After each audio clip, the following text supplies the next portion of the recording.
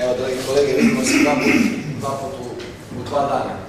Evo, možete vidjeti naše adresu, ja iskreno nisam znao da će biti ovdje postavljeno.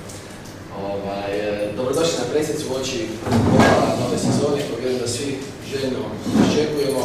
Nakon odlično odrađenih priprema, evo, na redu je ono što je svima nama najzanimljivije, to je borba za bodove.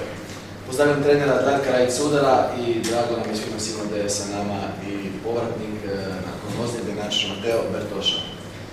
Darko, izvolite vi. Ništa.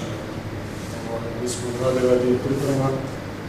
Već ja sam rekao prije, sam zadovoljan kako smo odradili svojim kadrom način što trenutno imamo.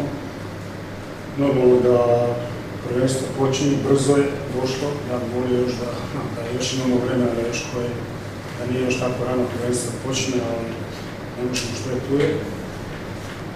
Mi ćemo se pripremali smo se za ovu utakmicu, normalno koje za sve što će biti poslije, imamo problema, u ekipu malo imamo izliženi igrača.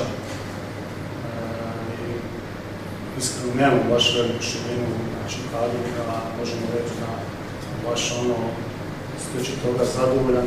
Nisam, ali nastojat ćemo još, nastojat ćemo još da se popunimo i jednostavno moramo za ovo što nas očekuje da digimo, jednostavno ovo nije dobro. To je to. Baš, ti si jedan od onih koji je lani došao, ne u 5 do podne, nego u podne i 5, možemo tako. Dakle, ništa čudno za tebe ovako koji igračnica, ova situacija, isto taj prijelazni rok, puno otišlo, malo došlo. Dobro, mislim kao svaki prijelazni rok uvijek ima puno odlazaka, puno dolazaka i to je normalno za ovaj dio godine. Da. Ti trenutačno, najprije zdravstvena situacija, nakon te operacije, povratka? Pa da, hvala Bogu, zdravstvena situacija je okej. Tamo sam došao s liječničkog pregleda, rekli su mi da je sve okej. Da, misliš šta se toga tiče.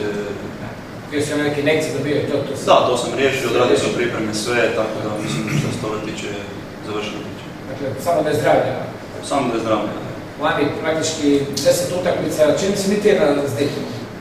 Nisi igrao lani, prošle sezone? Ne, isto sam bio ozlijeđen s Dinamom kad smo igrali, bio mi pukao mišić, kvadriceps, pa sam to bio pauzirao dio utakmice. Dakle, praktički imaš neke 3-4 utakmice dok si bio u Rijeci, ako se ne varam, Maksimiru uglavnom sve porazi bez postignutog pogotka, nešto prilike kao Istra, loša tradicija. Da, to se tako trefilo, ali mi moramo gledati sebe, Dinamo je dobar protivnik.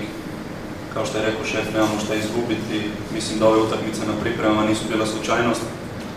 Trebamo pokazati, kao što smo tamo pokazivali da možemo, da hoćemo i u nogometu je sve moguće.